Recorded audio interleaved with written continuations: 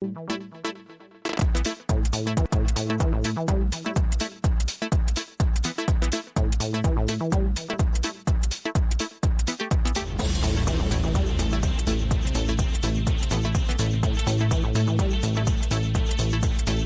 you and welcome everyone to tonight's public quarterly forum for the Citizens Oversight Board. This is December 9th, 2020, and this is the virtual platform that we're using for obvious reasons. Normally we're able to meet in person and see the faces of the citizens, but as we know, we've all had to make quite a few changes this year and adapt to what's going on. And this is one way for us to remain connected with the citizens of Denver and still be able to talk about things that are appropriate and definitely touch the lives of us all here in the city. So welcome. Real quick, I'd like to introduce the board. And after I introduce the board, I'll introduce a couple of other officials that we have on tonight. And then I'll go through the duties of the Citizens Oversight Board, and I'll talk through those because I'll take this opportunity to really kind of explain what the COB does. I think many times you'll hear the name and you know that we're there, but there have been many times where folks have asked, well, what exactly do you do? So I will cover that, and then after that, we will hear from Nick Mitchell, which is our independent monitor, who will be have the presentation for the night and go into questions. So I have with me tonight 7 members of our board. Our board will be expanding to 9 members, hopefully here shortly, but the 7 tonight are Julia Richmond. There she is, waving her hand. Now, maybe that's something good for all of us to do a little hand wave. Molly Gallegos, Karen Collier, Terrence Carroll, and our vice chair is Nikki Brazil. And we have, am I missing someone? Oh, April Alexander, Dr. April Alexander. I'm so sorry. I'm like, why didn't I write that down? And our past board chair is Katina Banks, who will be joining us shortly. I had wanted to take a moment too to thank her for her service over the past years publicly when she joined here tonight. Katina has been very instrumental in a lot of what we do as a COB and the structure of it. And in handing the baton off to me this year, I had big shoes to fill. So Katina Banks, who will be joining us later. And I'm the board chair. I'm the board chair with Al Gardner. So I'll be moderating tonight's meeting. Duties of the Citizens Oversight Board. The city ordinance that chartered the Citizens Oversight Board and the Office of the Independent Monitor fixes 3 responsibilities for the Citizens Oversight Board. The first one is to assess the effectiveness of the independent monitor. That is our first job. The second is to issue policy recommendations concerning discipline, use of force, rules, hiring, training, and the community relations of Denver Police, Denver Sheriff, and certain Denver Fire Department personnel. 3 is to consider issues of concern to the community, stay informed regarding the complaint and process, and make recommendations concerning specific cases reflected in complaints. The board has no command responsibilities with respect to law enforcement, department, or personnel. We carry out advisory duties in frequent meetings and consultations with the monitor and the members of the safety department. At least quarterly, the board meets with the director of safety, the chief of police, and the sheriff. The COB typically meets on the 1st and 3rd Fridays of each month in regular working sessions. And just as we're doing this session today via Zoom, we also are carrying out, until further notice, our meetings will be virtual as well. Those meetings can be found on the Citizens Oversight Board website on the Denver City page, and our links are typically in there for you to be able to click and join, as well as if you want to take a look at past meetings, past forums, and agendas. The COB is also tasked with conducting at least 3 meetings each year for public comment, which this is one of them. And it looks like Katina Banks has joined. So hi, Katina. And everyone is here now. Now tonight with us, we want to recognize we have Sheriff Elias Diggins, who has joined us tonight. He is on with us, so thank you, Sheriff. We have Councilman Cashman, who has also joined us tonight. Thank you for joining us tonight, Councilman. And of course, we have Nick Mitchell, who is also here, which is our independent monitor. And for a matter of order, just to let you know, the Chief of Police, Chief Paul Pazin, was invited tonight by the Citizens Oversight Board, and we had hoped that he would be here. However, he did decline being here this evening. So keep that in mind as you're asking questions and as you're able to submit Q&A. We will try and go as far as we can in terms of answering the questions that we can answer to the best of our abilities. Also invited to the forum tonight was the Director of Safety, Murphy Robinson, and he also declined to attend tonight. Both of them referred back to their statement to OIM that was submitted yesterday in writing. And so any type of answers to your questions, we would have to direct back to their statements. So tonight's presentation for tonight's forum features the Denver Independent Monitor, which is Nick Mitchell, on his office's independent report regarding the police response to the 2020 George Floyd protest in Denver. From this point on, I'll give the floor to Nick Mitchell, and after him, we'll reconvene with questions. Nick? Thank you, Mr. Chair and attendees. I'm going to ask Matt, who's on the call, to share his screen. I understand he's not able to do that. Julia, are you able to rectify that? Yeah, give me a second, or Matt, if you wanted to share the materials with me, I can make that work. So while that kind of technical issue is being worked out, let me just say again, thanks to everyone for being here, for being engaged in these issues. I'll plan to run through a presentation that summarizes the report that we issued yesterday, talks at a relatively high level about the findings that we made, with the goal of leaving enough time in this meeting for Q&A and discussion between, with the board and with others in the crowd. So, I guess first thing, while they're trying to work out this technical issue, let me say that, let me just give a little bit of background. So we, by the City Council in June to conduct an investigation into and review of the police response to the protests that occurred in our city from May 28th through mid-June. I don't think I need to provide a lot of context for the folks on this call. I think people are well aware of probably many of the reasons why people were engaged in protests. Of course, the murder of George Floyd in Minneapolis, Minnesota was a precipitating event, though certainly not the only event that drew people into our streets.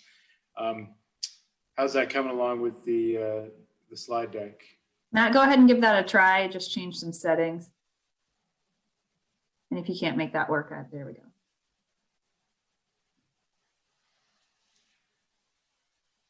All right. Very good. Next slide, please. So, by way of context, again, the demonstrations were largely characterized by peaceful demonstrations, particularly during the day. They were extraordinarily large. We had as many as 10,000 people in our streets and maybe more on certain days. At night, there were often eruptions of violence and violent clashes in the streets between attendees and police officers. There was significant property damage created both to private property as well as government buildings. And the demonstrations that happened in our city were unique in a number of important ways. First, historically, protest in Denver has often been sort of directional. There's been a point A and a point B. There's been a march that began in a certain location and ended in another, with sort of organized speeches and other events at the second location.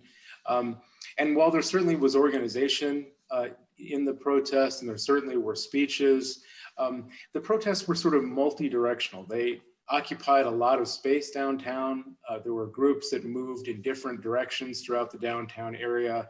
As it became sort of clear in our review and in this investigation, that had a significant impact on the response of the Denver Police Department to the demonstrations. Next slide.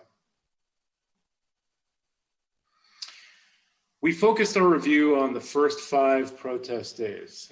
While we would have liked perhaps to do a review of the police response to the entirety of the protests, given the resources available to us and the fact that we have a number of other projects ongoing, as well as a full docket of investigations, I made the decision that we would focus on the first 5 days, given that was when most of the police use of force and much of the sort of, many of the clashes between police and community occurred.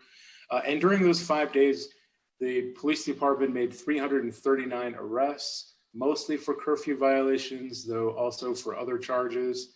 We looked at metrics concerning the protests in general. We obtained data from the fire department and other sources. The fire department responded to more than 200 calls related to fires during the protests, and there were 39 guns seized from the streets during that period. There also were significant injuries to both protesters and police officers. So there were 81 officer injuries reported by the police department.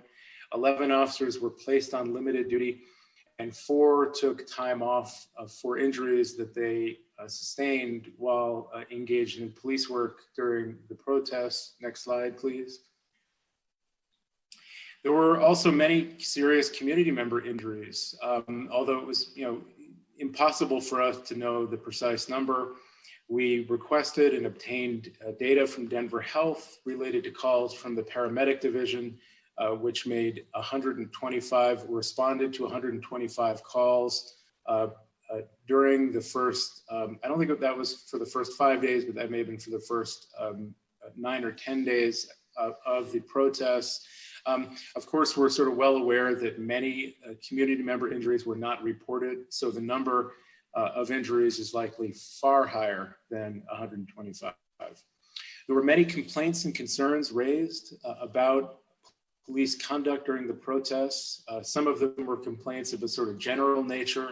Others were specific, particularized allegations of misconduct, excessive force, and the like that were made to the OIM. Some may have been made to the COB. I know that some were made to the City Council. Of those, the Internal Affairs Bureau opened over 100 investigations. Some of those have been closed already, as I'll discuss later in the presentation. More than 50 investigations remain open to this day, and they're being conducted by Internal Affairs with oversight from my team. There was also, as I mentioned, significant damage to government property and private businesses, as we set forth in the report.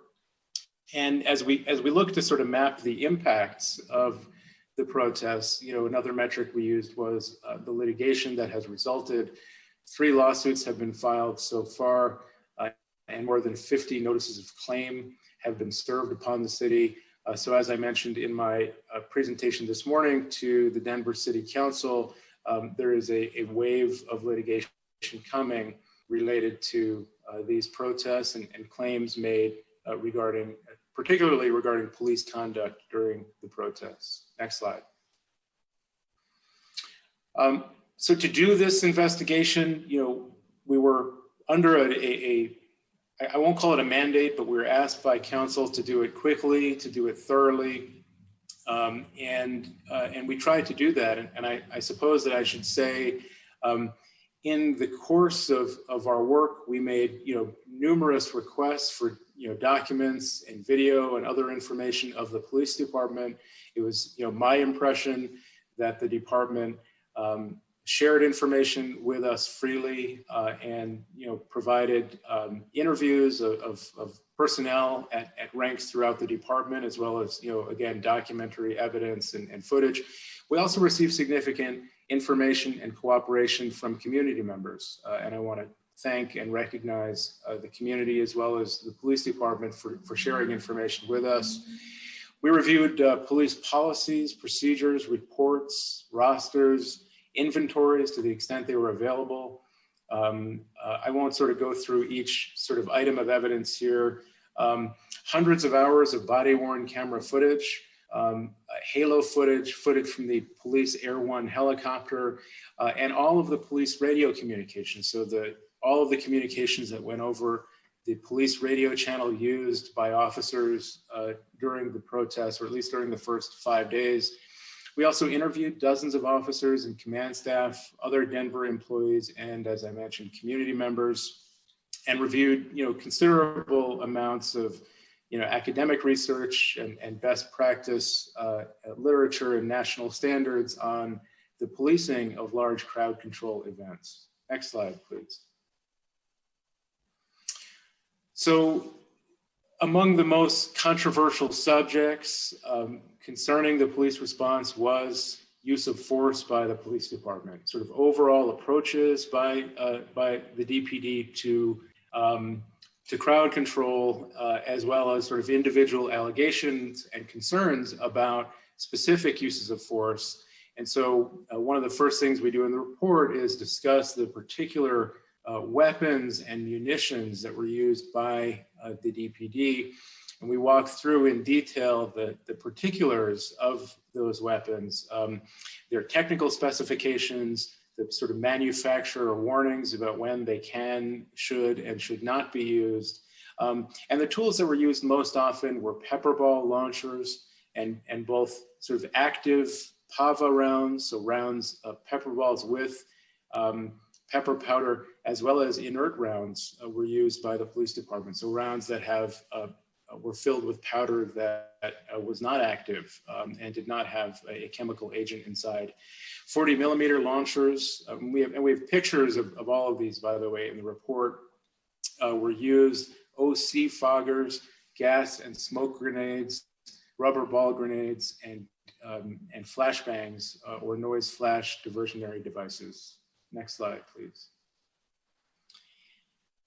I think one of our most important findings or sets of findings in the report relates to what we have called the internal controls on force that were used by the police department. It is a fact that police agencies tend to struggle in large crowd control events. That's a fact that we've seen borne out in many cities during the George Floyd protests. We've seen it many times before. And so, one of the mechanisms that police departments use to try to, regulate the amounts of force that are used by, or the amounts of force being used by police officers is developing internal systems that kind of measure force and again, sort of regulate when it can and should be used. There's sort of internal accountability mechanisms inside the police department, their management tools, and they're particularly important in crowd control events. And so we look to measure the extent to which the DPD was engaged in the use of those internal controls. And we looked in the report at the tracking of less lethal munitions, so to whom they were being deployed or provided in the field and when they were being deployed by officers, the creation of officer rosters, utilizing or requiring body-worn camera to record uses of force, the prompt preparation of use of force reports by officers, the issuing and recording of orders for crowd dispersal, and the requirement that only officers who've been certified can use particular types of high-risk, less lethal tools. And as we discussed in the report, we found significant gaps and deficiencies in the police department's use of each of these internal controls. Next slide.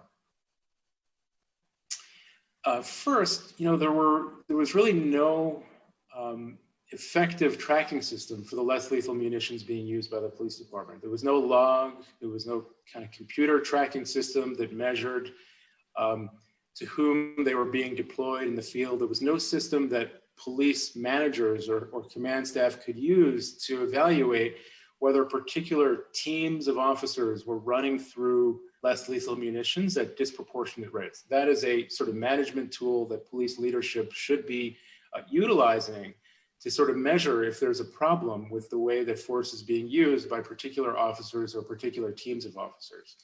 The fact that there was no effective tracking system also made it incredibly difficult for us to do that kind of analysis after the fact.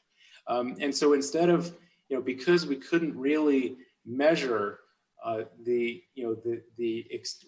volume of munitions deployed on each day, because that tracking system didn't exist, we looked at the DPD's acquisition of munitions. And so we obtained the purchase invoices and purchasing documents associated with each order of munitions placed by the police department during the first 5 days.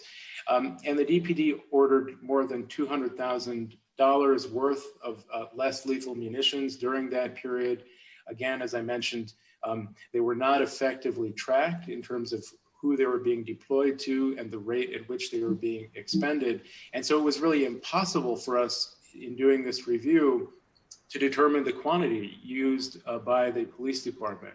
I've included a few graphics here at the bottom that are drawn from the report that show the volume that was in the DPD's inventory when the protests began, and then how that volume increased based on the orders placed by the DPD during those first 5 days.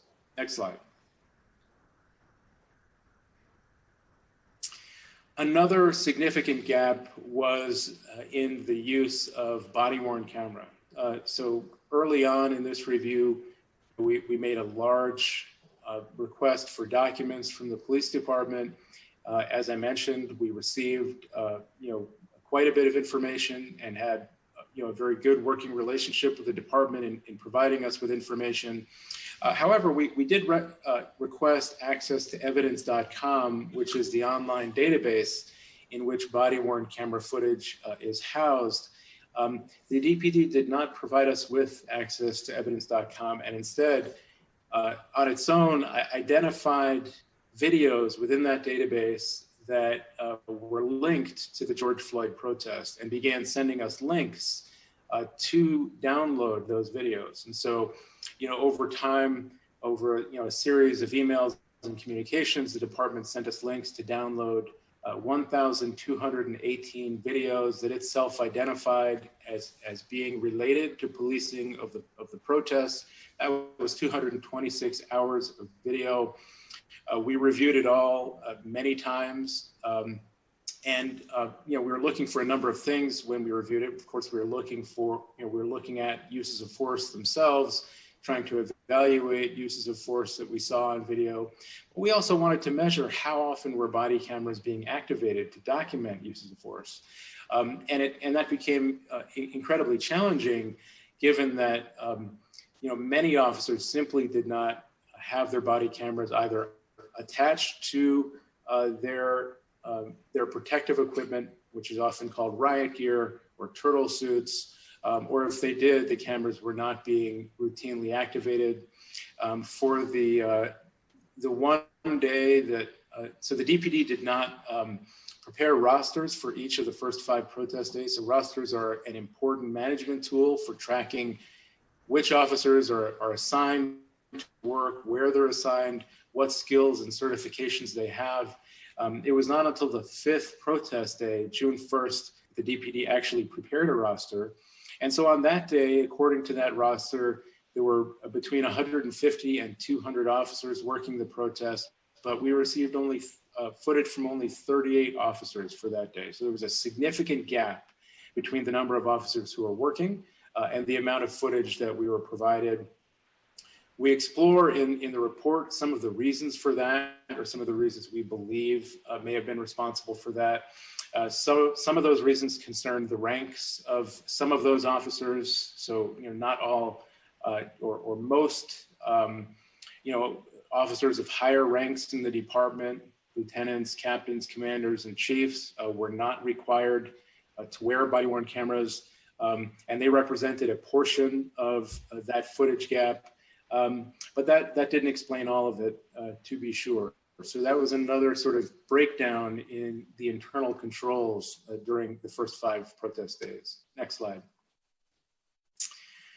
Another important system that the department can and should be using is tracking uses of force through the preparation of written use of force reports by officers. So it's sort of well settled and established in policing that when there is a use of force, that the officer who has used force must prepare a written report documenting what he or she saw, what the specific conduct was that caused the use of force, and other observations. And it sort of allows us in my office to provide some scrutiny over each use of force. It allows the police department to track uses of force. It's an incredibly important management tool.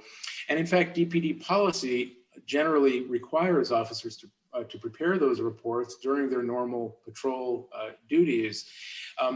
During the George Floyd protests, the DPD was not requiring officers to prepare those reports until a lawsuit was filed seeking a temporary restraining order on June the 5th, I believe. And at that point, the department recognized that it had not required officers to create use of force reports.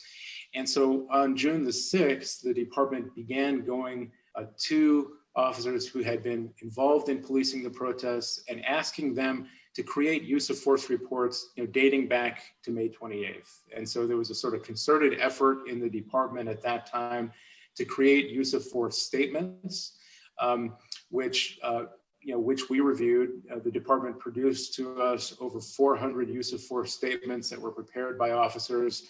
And our analysis was that they really were insufficient in a number of ways. They were often extremely vague.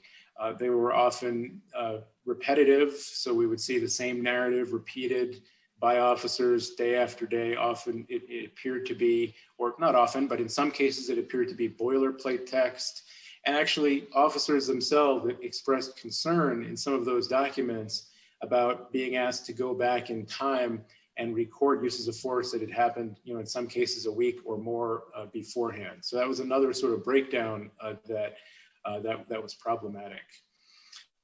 Another issue that we uncovered and discussed in the report is the inconsistent recording of crowd dispersal orders. So it is a best practice that when a police agency is going to disperse a crowd with chemical agents or other less lethal munitions, that when possible, it provide warnings to that crowd, that it get on the loudspeaker, indicate that chemical munitions are going to be deployed, provide a route of egress, so provide a route by which people can leave the area if they choose to do that, and warn them that if they don't leave the area, that they will be subject to force and potential arrest. Both best practices and DPD policy are consistent that those warnings, those orders should be recorded. They should be recorded on audio, video. They should be documented in writing when they're issued.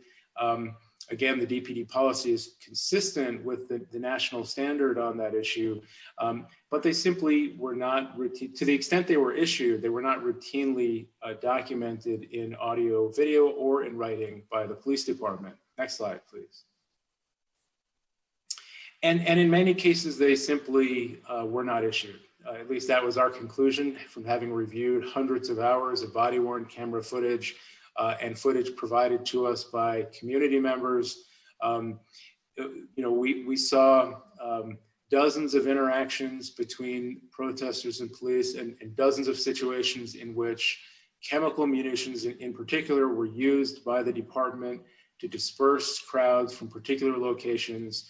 And in only a significant minority of those interactions did we see dispersal orders being provided by the police department. And in some cases, when they were provided, they didn't really comply with the policy or the national standards. They did not include a sort of path, an exit path for folks. They often did not give repeated warnings, sort of a countdown, if you will, which they should when that's possible. It's not always possible, but when it is possible, when there's no unfolding emergency, a countdown should be provided. And so even when they were issued, they were deficient from our perspective and from our analysis. Another issue was officer identification. So the public has a right to be able to identify officers who they've interacted with through, at the very least, a badge number. That's an important sort of accountability mechanism. Based on complaints that have been filed related to the George Floyd protests, as well as our review of video, it was our conclusion that identification was an issue during the protests. I mentioned the 50 plus investigations that are currently ongoing related to misconduct complaints. We have already had to dismiss probably now close to several dozen complaints of misconduct, in large measure because we simply were unable to identify the officer who was alleged to have used inappropriate force.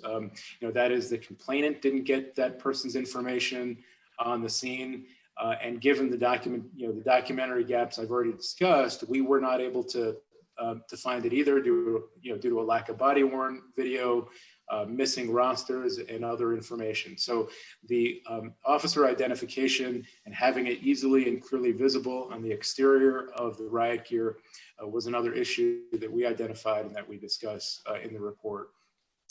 Finally, with respect to this kind of group of findings, but certainly not last in terms of its importance, is the requirement that officers be trained and specially certified to use particular, potentially high-risk, less lethal tools. And we focus in the report on pepper ball launchers and 40 millimeter launchers. And the Denver Police Department has a process in place whereby officers can be certified to use those tools. They have to go through a several hour course to learn about how to use them safely and appropriately. They have to get certified, and I think they have to get some range time, if I'm not mistaken. And so we wanted to evaluate and measure the extent to which the officers who were using those devices during the protest actually had received those certifications. And we found at least 5 cases in which officers stated explicitly that they were not certified, but they were trained once they arrived at the protest. So they were given some kind of emergency field training on the street on those tools when they arrived. Others reported having used those tools, but when we looked at the DPD's internal records on certification, they were not on those certified officer lists. And so it appeared to us to be more than likely that they also, even though they didn't explicitly say that they were emergency field trained, we think it's likely that may have also happened for some of them as well. Next slide, please. Of course, as I mentioned at the beginning of this presentation, there were 81 officer injuries, and we certainly viewed footage involving police officers being targeted by rocks or other thrown projectiles and it's my understanding that there are criminal cases pending related to some of those incidents. We also viewed footage of police officers using less lethal weapons against protesters in ways that we found extremely troubling. We saw examples of police officers directing OC spray or pepper ball at persons who were verbally objecting to police behavior and not engaged in any apparent physical resistance. We saw examples of pepper ball being directed at or impacting prohibited areas of the body, the continued deployment of chemical munitions after people were already dispersing or leaving an area. We saw explosive devices thrown at or extremely close to people, sometimes resulting in them being knocked to the ground and suffering apparent injury. And we also saw OC spray being deployed towards the drivers of vehicles or throwable munitions being thrown into lanes of traffic in ways that were seemed to us to be extremely dangerous and also frankly confusing from a tactical perspective. We referred a number of videos as we discussed in the report to the Chief of Police for review and potential investigation in connection with the issues that we observed. Next slide. We also evaluated the policy framework for the less lethal tools being used and made a number of findings and recommendations connected to that policy framework. Firstly, the DPD used a number of two principal high-risk explosive devices. That was rubber ball grenades and flashbangs, as I mentioned. Excuse me. Rubber ball grenades are generally, and I won't sort of go into all of the particulars, but they are grenades that are filled with rubber balls. I think the number in the particular devices used by the DPD is 180 rubber balls. And when the grenade is detonated, those rubber balls are propelled outwards from the grenade body in 360 degrees. And they can travel at a distance of up to 50 feet. And they're different from most of the munitions used by the police department in that they really can't be targeted. So they cannot be, as I mentioned, the projectiles travel outward in 360 degrees. They cannot be targeted at a particular individual. So when they're used in a crowd control situation, they hit, to the extent that one person was to be targeted, they hit that person and everyone else in the vicinity.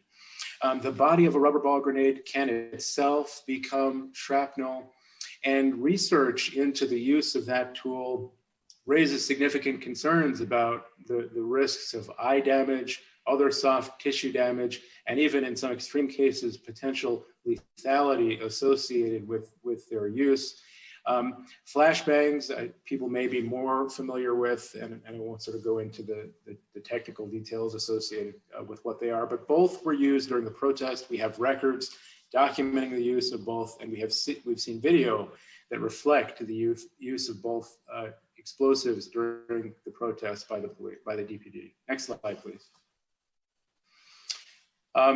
One of the and I suppose I should say before I move here is, I guess to close the loop on that prior point, DPD policy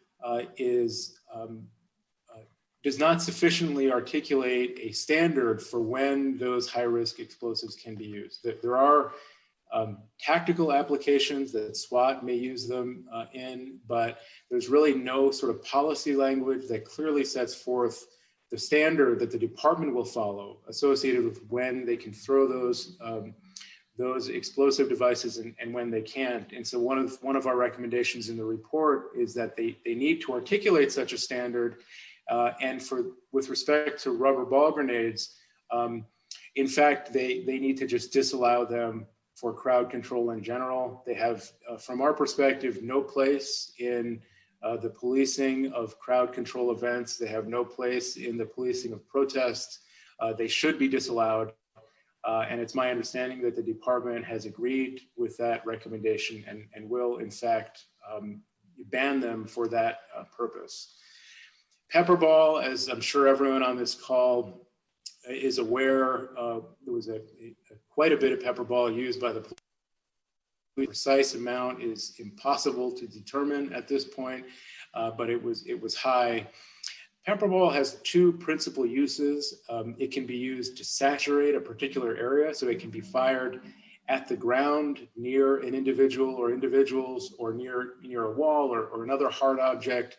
And when it's used in that way, you know, the pepper ball round explodes, the pepper powder is dispersed, it causes irritation, and people will leave, at least that's the theory, that people will leave that area.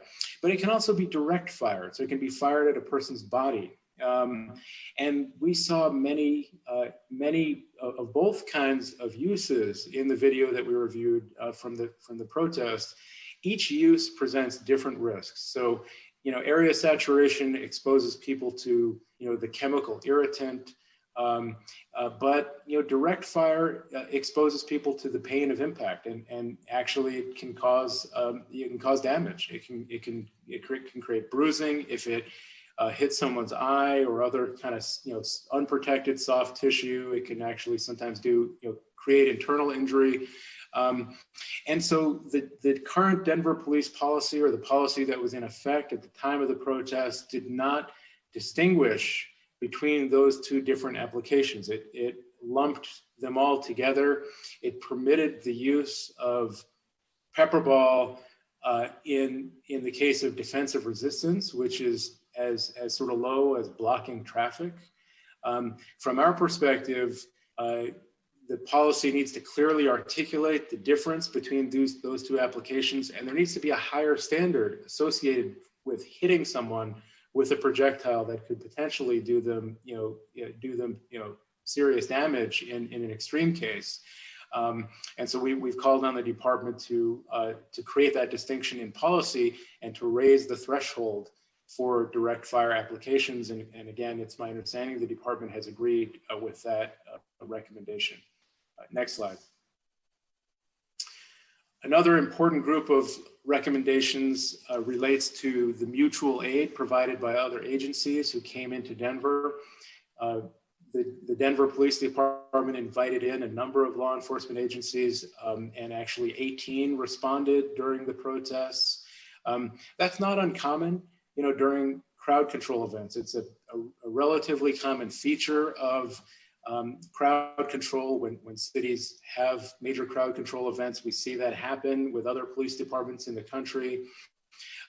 Those 18 agencies primarily sent tactical teams or SWAT teams into Denver with all of the, you know, weaponry and SWAT gear that SWAT teams generally have at their disposal. And so we wanted to evaluate the framework under which that mutual aid was provided. What were the agreements that were in place between those agencies? How had they negotiated in advance what the standards would be for their operations in Denver? How had they negotiated command and control issues to make sure that all of those 18 kind of, you know, diverse police agencies were operating under the same rules?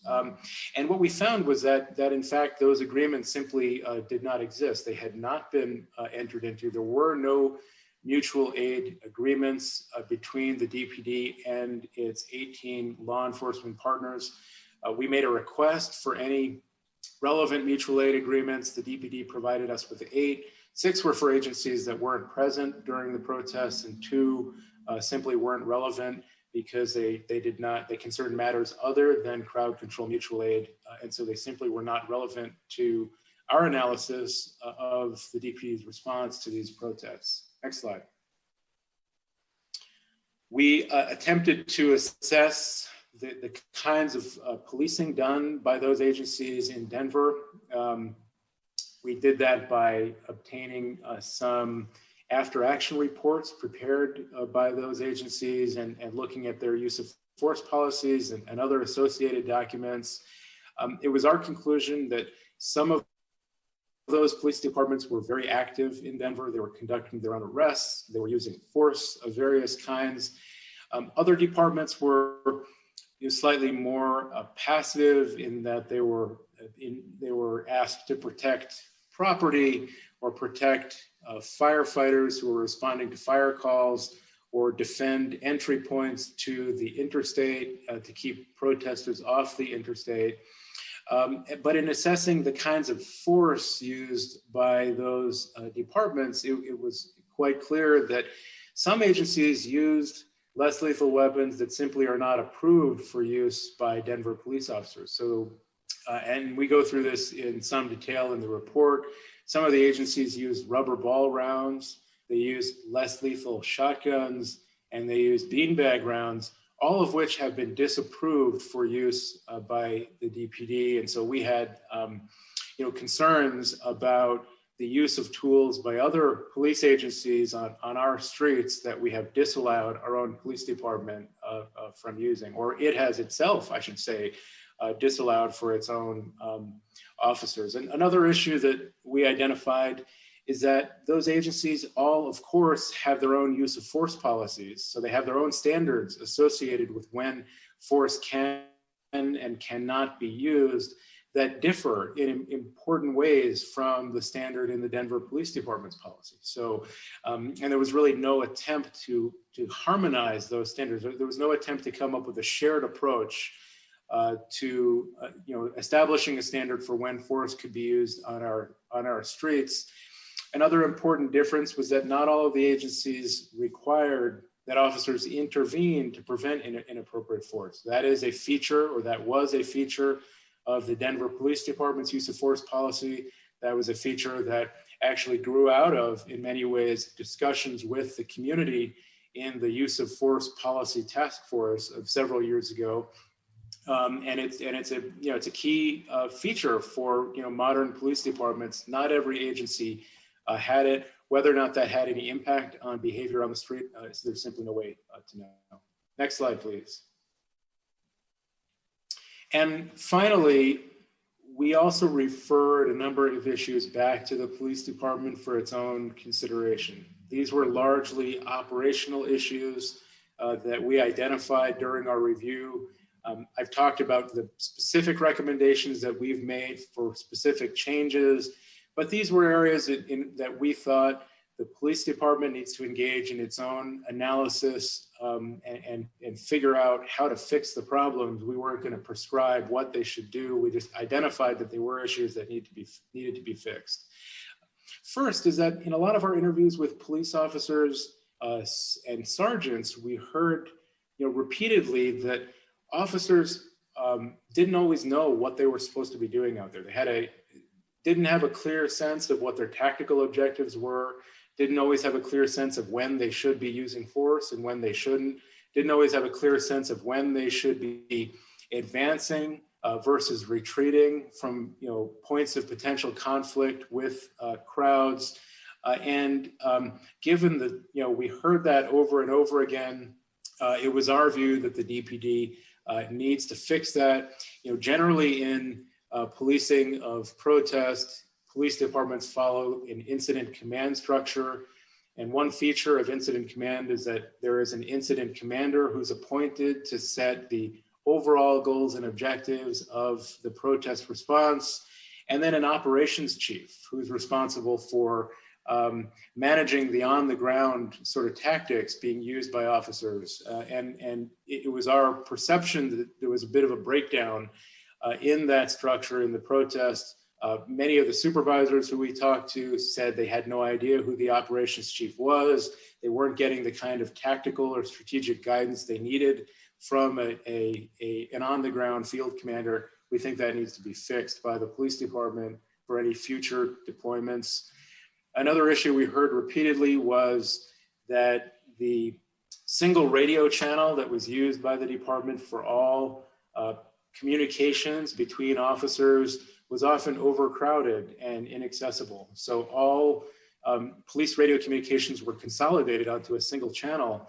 And the experience that was relayed to us by officers or actually generally sergeants is that when they would try to get on that channel to ask questions of the command post or to request resources, to talk about particular points of conflict, they would attempt to key up, but because there was only a single channel, they would be unable to get access to the airtime. And so they would end up having to make decisions sort of on their own without any kind of centralized, coordinated guidance, which was frustrating for the supervisors and may have had an impact on some of the problems that we saw developing on the streets of Denver. And another issue that we referred back to the police department relates to the frequency and the volume of crowd control and field force operations training. It is, it is key to give officers the training that they need to successfully police a large crowd control event. Some of that training relates to, formations and line formations, sort of technical details associated with the policing of an event like that. Some of it relates to de-escalation. So the training is very important.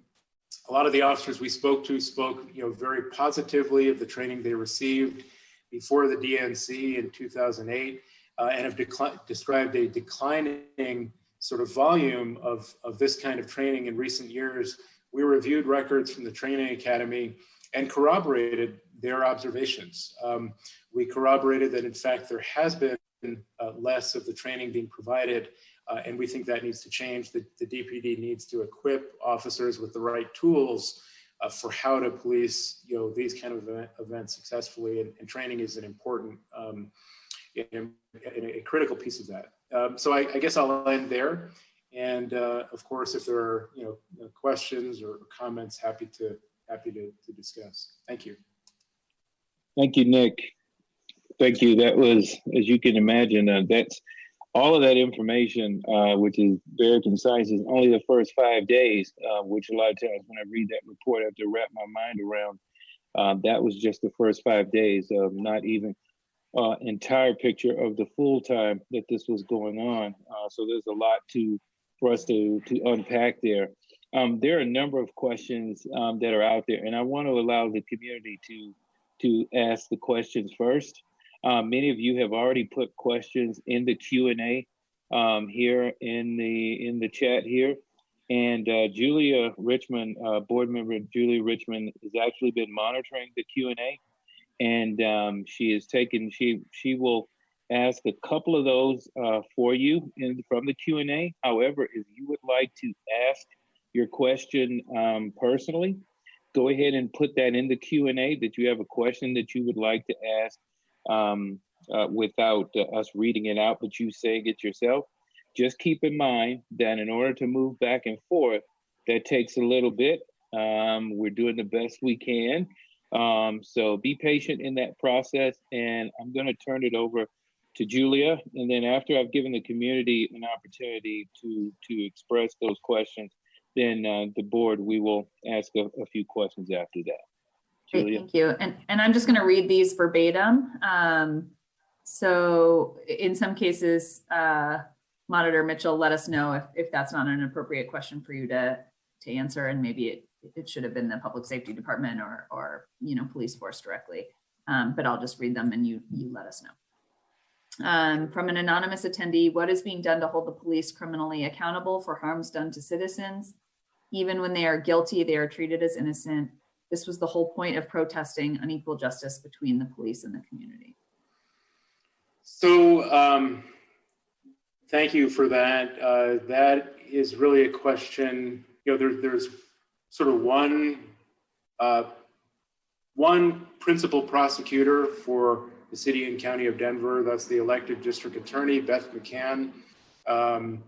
The city attorney has certain prosecutorial powers, but the primary prosecutor who has the ability to charge individuals, including members of law enforcement, is Beth McCann. So that may be a question that's most appropriate for her, given her scope of authority. Thank you. From another anonymous attendee, earlier today during the city council meeting, OIM stated DPD doesn't have the radio channels to communicate. To my understanding, there are many channels, but only a few recorded. This literally closes the lines of communication. Being a survivor or DPD clerical errors and oversights, what is the next step to update this? What I believe is an analog system. Second, what is the point of external monitoring if the actions are returned to the IBA? Wouldn't it be better to turn this responsibility over to the FBI or an outside independent agent? So there was a lot in there, but I'll do my best to respond to all of it. So if I said that during the city council meeting, I apologize. I may have misspoken. It's not that the DP doesn't have additional radio channels. It has there are many radio channels available to the DPD. There was a management decision by the police command to consolidate all of the communication onto a single radio channel. So it's not a technical issue associated with availability. It was simply a management decision. And in the report, we're reflecting on some of the consequences of that management decision, which we think was problematic in a number of ways. In terms of the oversight of the complaint process, I hear the point. I understand the point. You know, that is the system that we have in Denver. That's the system that's enshrined in Denver law, you know, in the ordinance and the charter, that the OIM does not have the authority to do those investigations on its own, that we must refer them back to the Internal Affairs Bureau of the Police Department. It's a topic that comes up periodically in discussions with city council and in discussions with the community, whether that is the structure that people believe in and want to continue, but that is the current structure. In terms of referring, you know, complaints of misconduct to the FBI, I think the FBI probably has no interest in, I can't speak for them, of course, but I imagine they probably are not interested in picking up that kind of municipal city level responsibility, and they may likely have no jurisdiction to handle that kind of work anyway. But I think there is, you know, this is an issue that comes up frequently, and it's, you know, it's worthy of further discussion by this board and by the city council. From Megan Ives, can you explain the process by which the complaints made about the police conduct to internal affairs are investigated and dealt with? Does the OIM have any authority to bring penalties / consequences for misconduct against Denver police? And how legitimate is this process? Yeah, that probably is, you know, relates to the same point that was just raised. We do not have the power to do those investigations. We refer them. We have access to information from inside the Internal Affairs Bureau, so we can be present for interviews that are being conducted. We can recommend additional areas of inquiry, questions to be asked. We have the power, of recommendation. But I think our most important power is the power to create transparency and shine a light on what's happening in the internal affairs process. So we issue routine reports to, you know, this board and to the community about what we're seeing in the complaint process, whether it's working or not, whether it's deficient or not, and we will do that work in connection with all of the complaints concerning the George Floyd protests. We will at some point be providing feedback to the public through official reporting about, you know, the complaints that were filed, how they were triaged, how they were investigated, and whether or not, you know, there was appropriate accountability at the conclusion of the cases. That's the authority we have. Also from Megan, why are the Denver police allowed to use chemical weapons of war against their own communities? Aren't many of these less lethal weapons banned in international warfare? Are the health consequences of these weapons well understood? Yeah, I mean, I think that's an interesting question. You know, why are they allowed? I guess the law, because the law hasn't prohibited them from, you know, the law doesn't have a prohibition saying that they can't use them. If that feels like an area that's fruitful for discussion with city council, that may be something you want to pursue, you know, discussions with the council about. Are the health consequences well understood? I think the answer is I'm not sure that I know the answer to that. I've heard and read reports of people expressing, serious health consequences that are sort of not disclosed, associated with, the use of CS gas. How good the research is into that, I'm not 100% sure, but it is a concern that I've heard in the community, and I think it's worthy of additional discussion with, potentially with city council representatives. Thank you. Thank you, Julia. Yep. We'll bring it back to the board members at this time and take a couple from the board members if you have any questions, and then we'll move back to the community. I have a question. Nikki. Sure, Nikki. This is for the Independent Monitor. Mr. Mitchell, in your report, you state that the DPD was able to arrange to have an airplane flown to Wyoming to procure additional munitions from the manufacturer, but nobody was able to procure the tools necessary to allow officers to attach their body-worn cameras to their riot gear. Is there an explanation? Not from me. I'm not, I can't really answer why. I think you're contrasting the, maybe Herculean efforts to get additional munitions with maybe what would seem like a reasonably easy fix, getting some Velcro to stick the cameras onto the protective gear. I don't really know the answer to that. That may be an appropriate question for the chief to be able to answer. So I don't have a good answer for that. Thank you.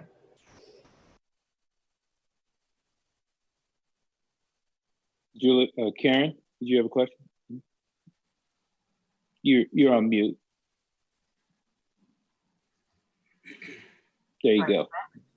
Mr. Mitchell, you mentioned in the report that there was a decline in training for the rank and file around the use of munitions and I think probably crowd control.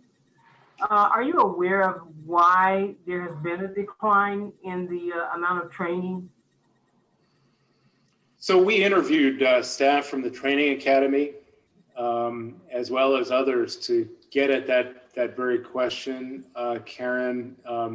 What we heard was that there was a lot of pushback associated with the demands of normal patrol duties, that some of the supervisors in the police department, some of the commanders were concerned about the amount of time being eaten up by all of the training that's required. For police officers to remain certified, they need to go through a certain amount of training each year, as well as the training that's conducted on top of that. And so I think the answer is probably one of resources, and maybe this is a little bit of speculation, but it may be that training kind of got on the bottom of a long to-do list, at least training for these subjects. It's clear to me now that the DPD recognizes that it cannot allow that to happen again. It must prioritize that kind of training, but I think it was largely a question of resources and some supervisors in the department being kind of resistant to having officers out of their patrol duties for lengthy periods of time to receive that training. Is there that type of training at the academy for the new recruits? They do receive a small amount of field force operations training and crowd control training. It's not extensive. It is a small amount, and it needs to be refreshed and deepened through continued training throughout their careers. It's really not, from talking to officers, it's really not enough on its own to properly prepare them for an event like the George Floyd protests. It's just not deep or extensive enough. Okay, thank you. Nick, as part of your investigation, did you compare, if there was a way to do this, our response with other cities that are comparable in population size and police department size? I'm just curious, and that question has come up a couple of times in terms of best practices. And I know it's kind of hard to define a best practice with something as spontaneous as what took place this past summer. But at any point, were you able to do that, or is that something that's possible, or is maybe that something to look at in the future? You know, it may be something to look at in the future. You know, we took a look at what some other cities had done, and some of these issues were, I think, common to a number of cities that struggled with how to appropriately balance, you know, the demands of the First Amendment to allow people to mobilize and express themselves with some of what was happening, you know, during the protests. So it didn't go, in many ways, I think it didn't go that well in a number of cities in the United States. There hasn't been a lot of this kind of critical analysis that we've provided in this kind of report produced so far in other cities. Maybe that's coming. If it does, then maybe there'll be some other lessons that can be learned by our city from work that's done in other cities, but I don't think it's been prepared yet. Absolutely. Thank you.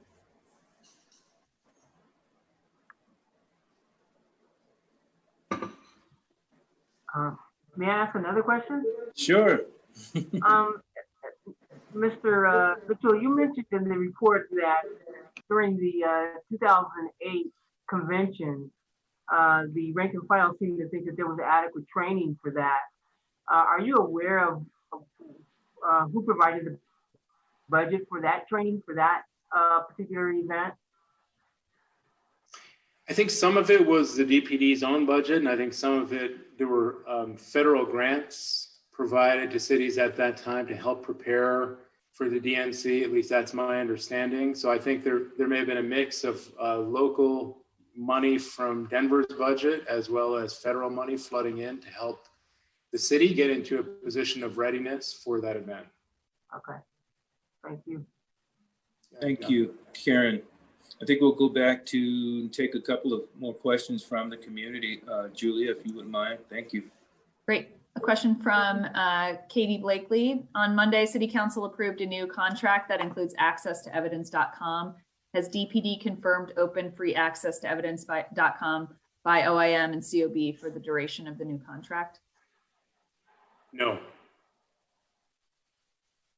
You want to say anything more about that? I don't think so. But I mean, I can. It's quite succinct. Yeah, they have not.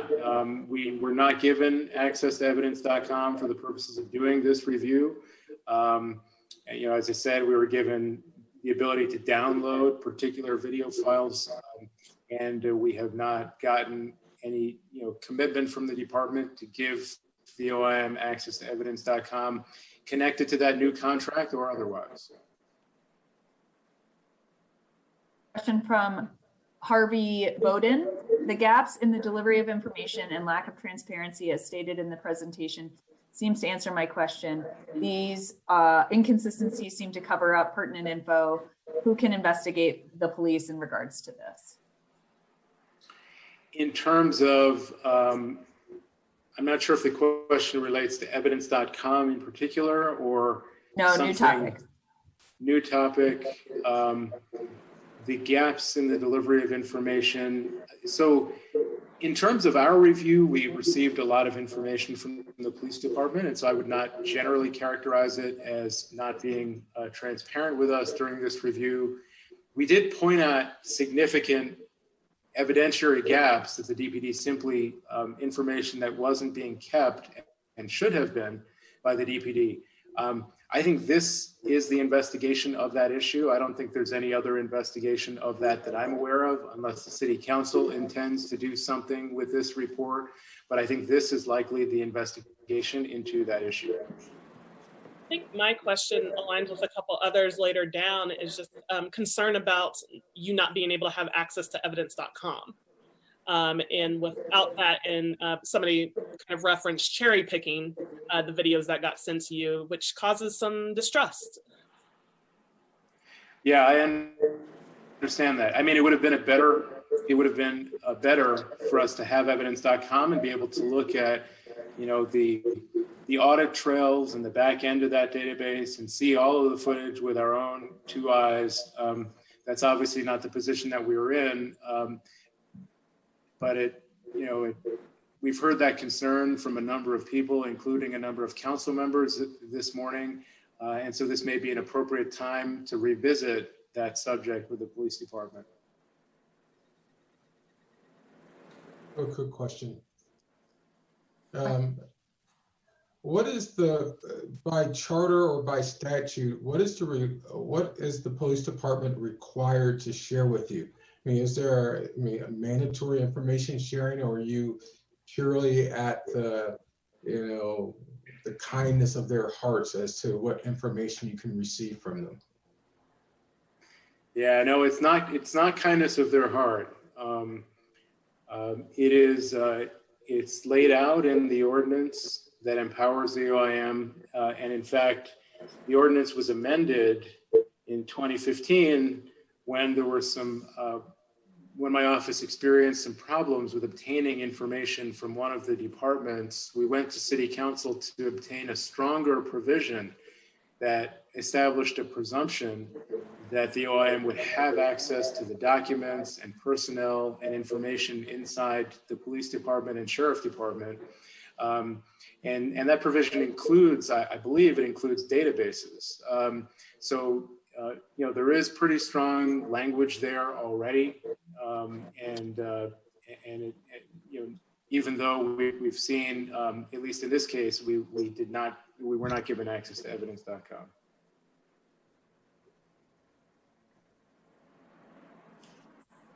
Okay, a couple of questions. Oh, go ahead, Terrence. Because of the lack of access to evidence.com, should we ask the city council? I don't want to put you in that position, but it seems like we should get some clarity from the city council in terms of an ordinance, or maybe even executive direction from the mayor as to what data is, how that's defined, so that evidence.com is included in the definition of what data is. Because data is pretty broad. So evidence.com probably should fit into data, but I'm just a simple country lawyer, so I'm not really sure. You and me both. But I think a fair interpretation of the ordinance, as I have read it, is that we should have access to evidence.com. What the kind of appropriate steps for making that happen are, I'm interested in your thoughts about that, but I think the guidance is there. Sounds like it's an enforcement issue versus access issue. Is that true? The ability to enforce the statute that exists versus clarifying what's in there. Yeah, or I might frame it as compliance rather than enforcement. But yeah, I think it is maybe a compliance issue. You had a question from the community. Questions from Lucy Martin. Were there any instances of Denver police intervening to prevent inappropriate use of force against civilians? And then a follow-up question. I read in the Denverite that Councilwoman Kniech asked whether there was any investigation of targeting of journalists. I'm interested in that as well, and whether there was any investigation of targeting of medics or legal observers. There were several media reports of these targeted assaults on these groups. The last question in this grouping is, does the police department have any response to that, or have they committed to instructing officers not to attack people in these groups? So regarding the first question, I don't know the answer to whether or not there were instances of DPD officers intervening to prevent the use of inappropriate force. We don't have any record that I'm aware of that occurring. It's not to say it didn't happen, but we don't have any documented record of that happening. In terms of an investigation into the targeting of journalists, as I mentioned during the council hearing this morning, we are involved in a number of investigations that concern those issues. And when those investigations are completed, I think that's something that we'll revisit. We did not find in our interviews or in any of the documents that there was a policy that directed officers to target journalists. Whether it happened, I don't know. We're looking into that in a number of cases. I guess the same answer may relate to medics or legal observers. We did not find any policy guidance that related to the targeting of those individuals. That's not to say that it may not have happened. That's an issue that I think has arisen in some of the investigations that remain ongoing. And then, does the Denver Police Department have any response? I know the chief has indicated that there is some First Amendment training that he has arranged for his officers. I think the board has had some dialogue with the chief about that training before. I don't know what the current status is on that, and when, if it's been delivered, or when the chief is planning to deliver that to the force. Question from an anonymous attendee. Why was the DPD able to not submit all footage requested by the independent monitor instead of cherry-picked footage? Kind of feels like that may relate to the evidence.com subject we already discussed. Okay. From Wes, were there any recommendations in the report that the DPD did not agree with? The current chief style is generally to agree. And number two, is there going to be any follow-up in a year or two to see if the recommendations were actually implemented? So it's my understanding that the DPD has agreed with all of the recommendations, has raised concerns about the feasibility of requiring all mutual aid partner officers to adhere to the DPD's use of force policy. But I don't think there's sort of an outright disagreement on that subject. And yes, absolutely, there will be follow-up. There must be follow-up to make the report meaningful, to make sure that the recommendations are enacted and people can be kept safer in the event of future protests. There will be and must be follow-up to make sure that they actually get implemented. I have a couple things, I guess, real quick, and that's probably the biggest things that jumped out to me in this report are, of course, the body-worn camera piece. And I understand that that's been brought up a couple of times, and the reasoning from the chief earlier this week was that they weren't able to affix the cameras to the different suits that they were wearing for protective gear. That was a big challenge for me, being that it protects the officers, it protects the community.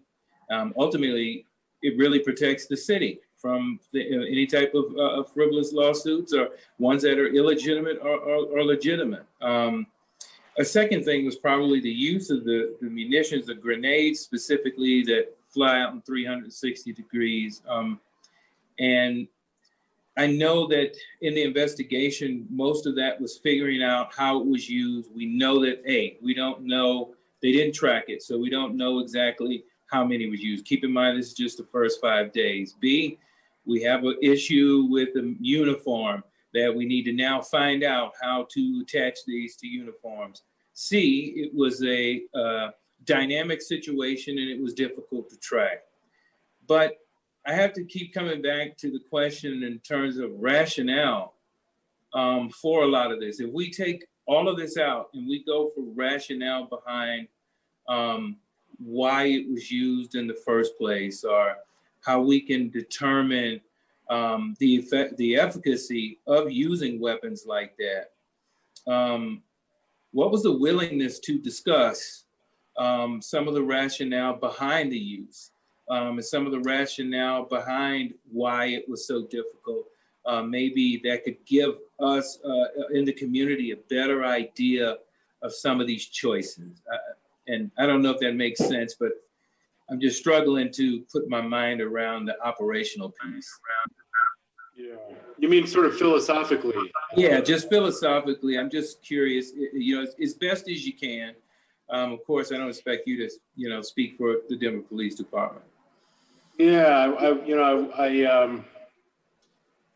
that feels like a good spot for the chief to be heard on. I mean, we certainly heard a lot of explanations during interviews with officers and command staff. I think that, the narrative about the protests is very different depending on who you talk to.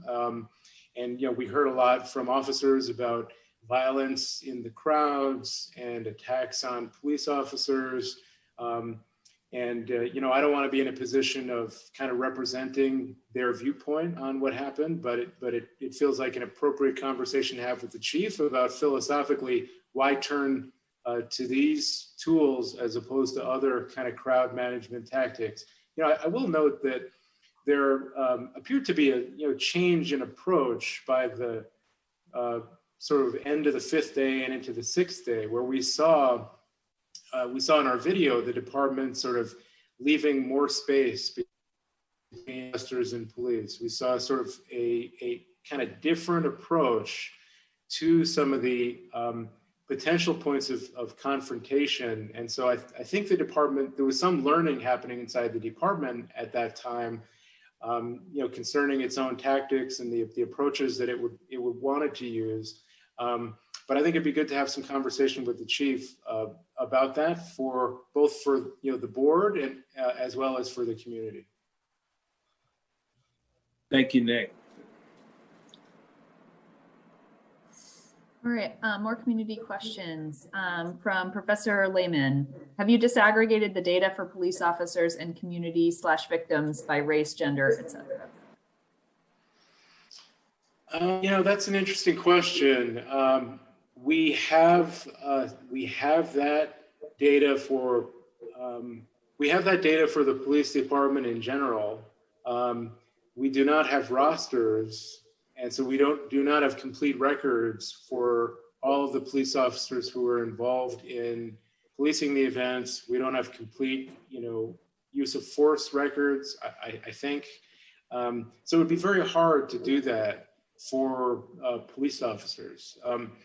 We have some of that data for persons who filed complaints with our office. That is a piece of information that we ask for in our complaint form. I will say though that it's often not completed. It's often not filled out, and so I think our data for the community would be incomplete on that question as well. So that's not something we've looked at in particular. I think it is an interesting question, but I think the data would be incomplete both for officers and for the community. From an anonymous attendee, do you think SB 2217 will help the OIM address body cam access or its findings to address officer abuse? If not, what supplemental department policy or legislative action do you recommend to make body cams use effective without the fiscal note that already exists? Good question. I'm not sure if SB 2217 will help, because a lot of the issues related to body cameras, addressed in the bill were already sort of incorporated into DPD policy. So I'm not sure that bill will have a significant impact on the Denver Police Department in the same ways that it may impact other law enforcement agencies in Colorado. Someone brought up the recent new contract regarding body-worn camera that was inked by the City Council. I think there are very interesting kind of technological innovations that would address some of the problems that there have been multiple times in which my office has issued reports about problems with body-worn camera activation. And I think some technical fixes will address some of that. The chief announced that body cams under the new contract will activate whenever an officer's weapon is withdrawn from the holster. I think that's a nice innovation. But in reality, weapons are not drawn or pointed that often by police officers. The vast majority of police work, the vast majority of uses of force don't involve guns, they involve hands. And so if the goal of making a technological change to body cameras is to make sure that uses of force get recorded, tying that to to the weapon coming out of the holster is really an incomplete solution.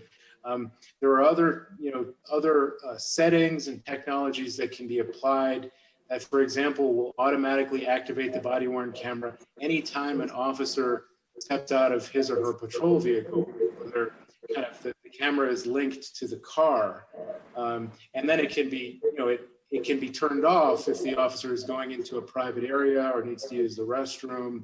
But I think there are some interesting kind of technological changes that should be explored to fix these activation problems.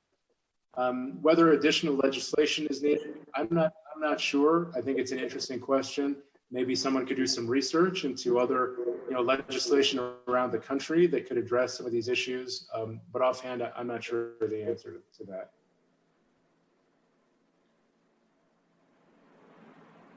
Julia, to bring in a question from our online community, I'm going to ask a question that Twitter user William Paul Colgan posted.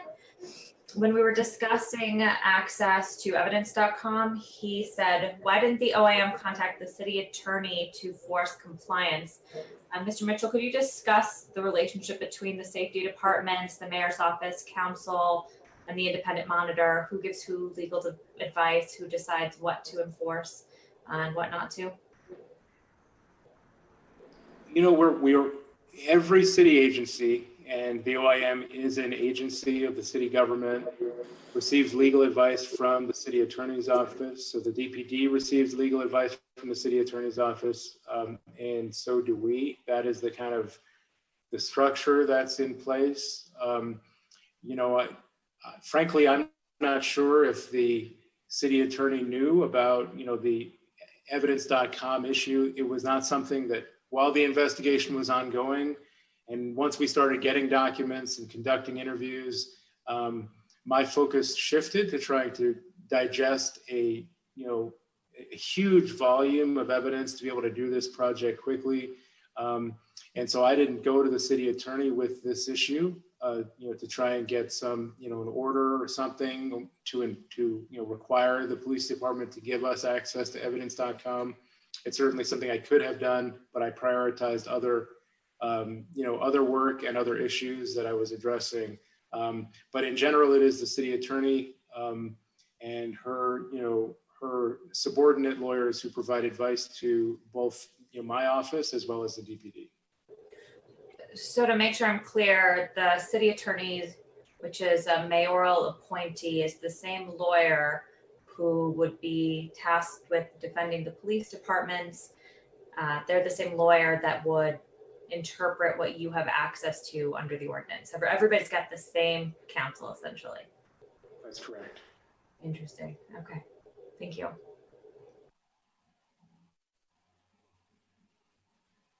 Okay, more community questions.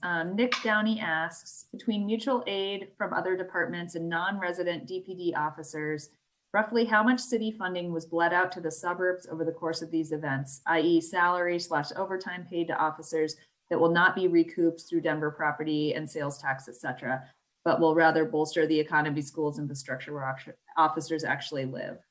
I'm not advocating for residency requirements because those do not improve police community relations, but instead we need to figure a figure for how much of our budget is improving surrounding municipalities while our own suffers. So my understanding is that the DPD was not required to pay, or Denver was not required to pay officers who provided mutual aid during the protests. I could be wrong about that. I know that at least in terms of the munitions that were expended by those agencies and provided, I've been told that there was no sort of bill due from Denver associated with those expenditures. In terms of overtime, certainly there was overtime paid, or I believe there to have been overtime paid by the department to DPD officers. I don't know what that number is. We didn't really investigate the finances here. That feels like an appropriate, subject for the city council. And in fact, I know several council members who've expressed similar concerns and questions about, the finances, and they may be interested in looking into that, but that's not something that we look into. From an anonymous attendee, it seems pretty clear that in some ways DPD had little organization and no clear strategy as to why they were even present during the protests. To the monitor and COB's knowledge, are there any models or theories of responding to large demonstrations without police that you can speak to? And what, if anything, does this report mean should change about the broader approach DPD takes towards crowd control events, given the apparent disorganization and negative consequences of their approach? I think that's a really good question. I don't know that it has a clear answer, but I think it's an important question. You know, I would say that there did appear to be a change in some of the tactics that we saw being used by the police department as the protests wore on. Again, we saw kind of more distance. We saw less intervention. We saw reduced number of arrests. We saw fewer uses of less lethal munitions by the department. We saw skirmish lines and officers being stationed kind of farther away from the site of protest activity. I think those are all important tools. We talk about de-escalation in individual uses of force, the need to de-escalate, and distance is one of the sort of primary de-escalators, time and distance, giving things an opportunity to cool down, reducing the opportunities for the use of force. And so I think the same principle applies with the kind of overall approach to crowd management. I think there's room for more discussion with the department about that, how to, if that worked well, if that worked better in the kind of waning days of the protests, how could that be kind of, established, or how could they create some additional tools and philosophies to make sure that's the approach they take in general for any future, mass protest events. I think the question asked about protests that involve no police. I'm not aware specifically of a protest, an approach that involves no police at all.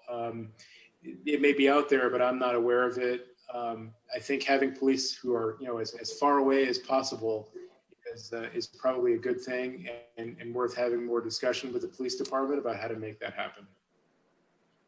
One of my questions, Nick, is, my peer friend, comrade Vinny Cervantes pointed this out today. We've had other protests against police brutality with Paul Castaway, thinking about Michael Marshall. So what changed with this where it did escalate with the degree of police presence being there? I think the police department will say it was the crowd behavior. They will, distinguish those events from this event in terms of the, level of violence or the level of anger at the police. That may be a partial answer. That may not be, a good answer. There may be a lot of things that distinguish those protests from this one. This, of course, unfolded in the middle of a pandemic and kind of, during or after a major lockdown. There were a lot of factors that probably influenced officer behavior as well as crowd behavior. I'm not aware of a specific change inside the police department, a philosophical change between those protests and this one. There's no sort of clear line that we were able to identify that indicated that they had adopted a more aggressive philosophy towards policing protest. But I think there were probably a lot of factors that influenced both crowd and officer behavior. Nick, if you were to prioritize, if you had a crystal ball and you were able to prioritize taking all of these different suggestions, and you could think of the top three that your office has probably worked on and given in this report, what would those top three be? Because, if things move as if they always have, we don't expect a lot of this list to be done in a short amount of time. But if we can walk away, and I'm interested in what you perceive as three impactful changes from this list that as a community and as a board that we could be more aware of and ones that we could take in bite-sized chunks? Yeah, I appreciate the question. To some extent, I might kick that one back over to this board and to the community. I feel like my role was to do, I have a certain kind of technical knowledge and expertise. My role was to provide this information, to reflect on what went wrong and equip the community with information that it can use. And, what the priorities are, I think maybe a kind of a community question for folks to say what they think is most important. Certainly some of the recommendations are easy and can be addressed yesterday. Banning rubber ball grenades. If the protest erupts tomorrow, I expect to see no rubber ball grenades being deployed in Denver. Some of the policy changes and fixes can and should have already been taken care of by the department. The bigger kind of philosophical questions, questions about, many of the other recommendations, I think I would, kind of put it back on the community to get everyone else's thoughts about what's most important right now. Certainly training needs to increase, and it needs to increase, quickly to put the department in a better position if something else, unfolds like the George Floyd protests. Absolutely, thank you. A question from an anonymous attendee. I've witnessed police officers remark to protesters while they're under arrest, take it up with the independent monitor if you don't like the way I'm treating you. Do you think that the independent monitor has the necessary power to oversee rogue police officers and enforce the community standards? Do you think that your office is balanced to the corrupt powers at work? If not, what do you need to get these actors in line?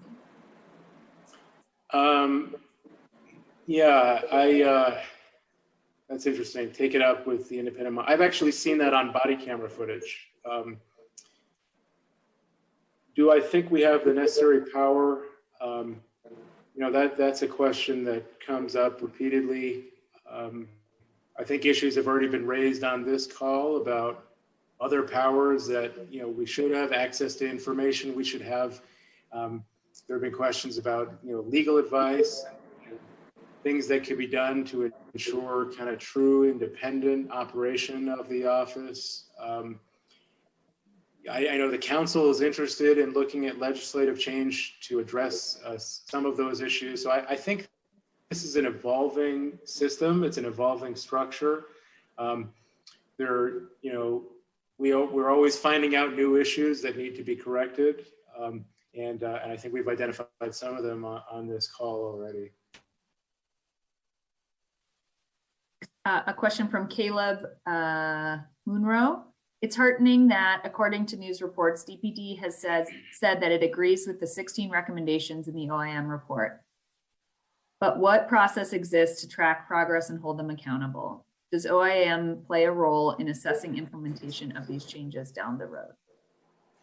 I think we will have to. I think to make it meaningful, to provide some measure of assurance to the public, I think the OIM will have to do that work. I think there will have to be a follow-up report to the community. The department has said that it's planning to create an online dashboard to keep the public apprised of changes it's making. But I think it'll be incumbent on us to obtain documents and obtain other information and sort of validate whether or not those changes are meaningful and have been appropriately made. So I would say to expect more from the OIM on that issue. Julia, I actually have a question for our board chair in follow-up to the previous question about the OIM having the power and authority to check potential police abuses. Al, could you speak a little bit about the role of the COB as distinct from the role of the OIM in terms of advocating for our oversight system, and maybe how the community can get in touch with us if they have ways they'd like to see the oversight system function differently? Sure, and thank you, Nikki. And you know what? I'll start with this, giving a couple of ways that the community can reach us. Let me start with that. So there are a couple of ways that you can get in touch with us. One is on Facebook. So if you go to facebook.com/DenverCOB, and through our newsletter, which you can sign up for on Facebook as well. That's a great way to keep track of what we're doing in the community and what types of issues that we're focused on, as well as Twitter at Denver_COB. You know, from the COB perspective, our main leverage is the voice of the community, and our ability to bring the community together in a voice that speaks to those that are in office and in charge, such as the sheriff and the chief and the director of safety.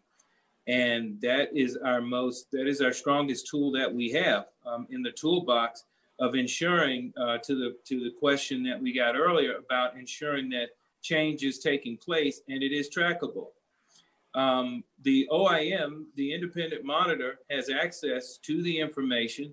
And then part of our job as a Citizens Oversight Board is to make sure that we're a voice out there to the community and to the powers that be, that the community is concerned and we are watching, and we do have a vested interest in the independent monitor having access to all the information they need.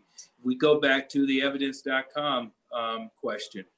How then do we ensure that the independent monitor has access to all of the information that he needs? That's part of our job from the COB, is to address, to challenge, and to engage those folks in the city that can ally themselves along with us in the community to ensure that we have full access. So really our job is to come alongside the OIM in standing in proxy for the community to ensure that we're getting access to all the information that we need and that change is truly happening in the way that it should be happening. And in another aspect, those rules that are on the books already, those things that we should be doing, when we meet with the director of safety, when we meet with the sheriff, when we meet with the chief of police, is to ask those questions then, why aren't they being done? Or in cases where they are, thank them for continuing to give us the right access and when things are being done right as well. Thank you, Al. And I want to highlight a comment in the Q&A from Dispersal, who sits on the nominating committee from the COB, who says they're actively recruiting for vacant positions if folks are interested in serving. Thank you. We'll take a couple more, I'm guessing, from the community. I'm happy we're getting so much participation tonight, which is great. Julia is working her fingers to the bone, trying to toggle back and forth and fill in. So it's been great. Thanks. April is going to cover a couple of the questions about next steps. There are a few in there. Yeah, first Alice has, what are punitive measures taken after these serious activities have been discovered? And if so, who will follow up? Yeah, so that probably relates to the ongoing internal affairs investigations. The punitive measures could be discipline, up to and including termination. And we will follow up on all of those cases to make sure that they're appropriately investigated and report back to the community on the outcomes. And kind of similar, I'll blend to the first being, Penny's asking, I guess, you, Nick, and us, what are next steps for DPD regarding this report? And then how are people of Denver expected to respect and trust DPD after understanding the violent, unaccountable ways in which they operate?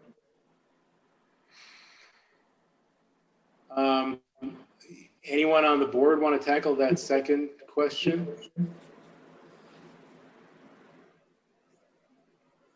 I could easily give an answer, but I'm gonna give someone else a chance to answer that.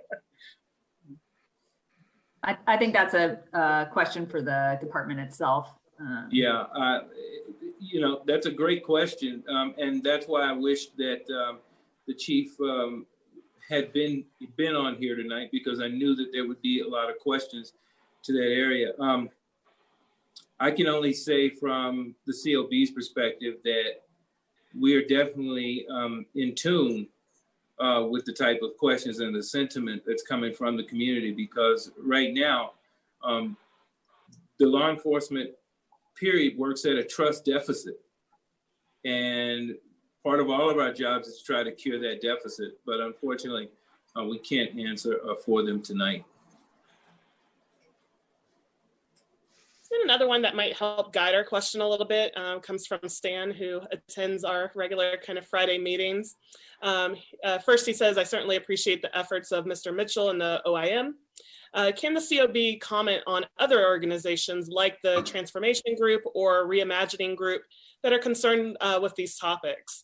I know a few of us, when we were arranging this community forum, have discussed another forum at the beginning of next year to invite some various stakeholders who have been having these conversations to that forum.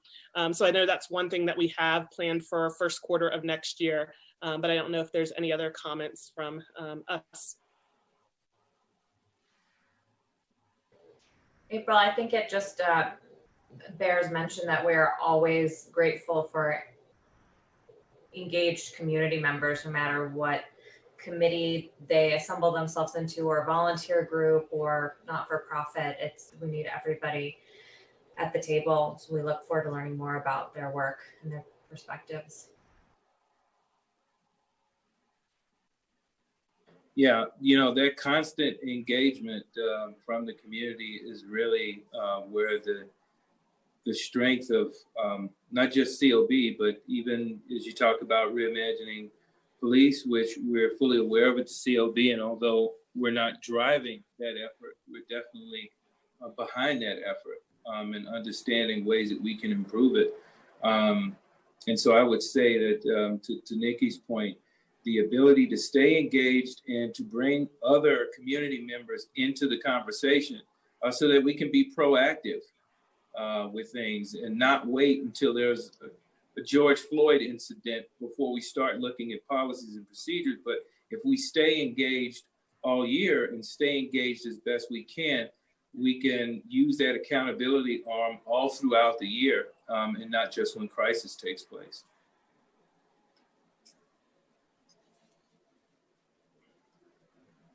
Any other questions? Probably take one more, I'm guessing, from the community before we adjourn. Maybe there are two quick questions. Okay, sure. The first is a couple of questions related to the function and form of the OIM. How many people total work for / dedicated to OIM, and how many employees worked on this report?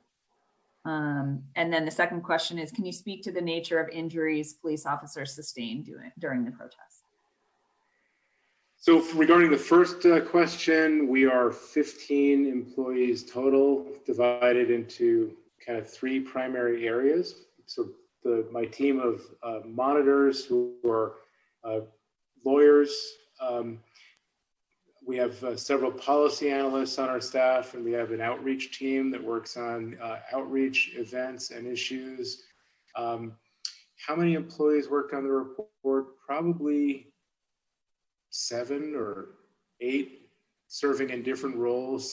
Some folks working on, review of video. Some folks focusing on review of radio communication. Other folks helping me with interviews I was conducting. So it was probably 7 or 8 total, I would estimate. In terms of the injuries to police officers, I think they kind of spanned the range. Some officers were hit by a moving vehicle and I think sustained some pretty serious injuries. Other officers were hit by, rocks and other projectiles and sustained, soft tissue damage and maybe even, some broken bones in some cases. So I think there was really a range, you know, for all the way from, you know, just bruising all the way to serious injuries in particular in connection with the, you know, the vehicle incident. Mr. Mitchell, on the first question, can you talk about the size of your office relative to the size of the safety departments? The police department is probably 1,500 sworn officers and many other civilian employees. The sheriff department, which we also oversee, maybe around 900-ish sworn deputies and many other civilian employees. The executive director of the Department of Safety is a large team, sort of helping him to oversee the safety agencies. I don't know how big that team is. It's certainly bigger than the OIM. So from, you know, in terms of scale, you know, we're extremely small in terms of the scale of the agencies that we oversee. In its open letter in response to the death of George Floyd of policing in Denver on June 5th, the second recommendation made by the COB was that Denver consider funding its oversight agencies by pegging oversight budgets to police expenditures. And I think that speaks to the different sizes of the departments and what you've been tasked with. Yeah, it's a huge point. Well, thank you.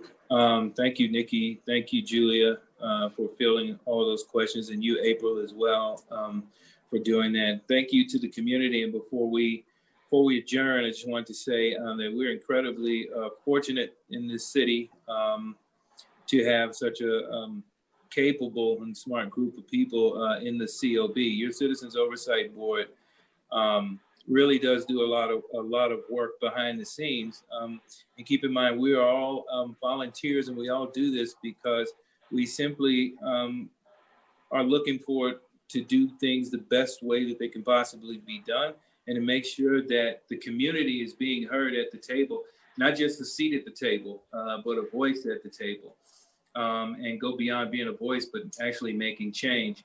We're also fortunate to have Nick Mitchell as our independent monitor, who I think has done a good job with this report and created a good roadmap. Now, to his point, the work is for us to do, not just the COB, us being the community.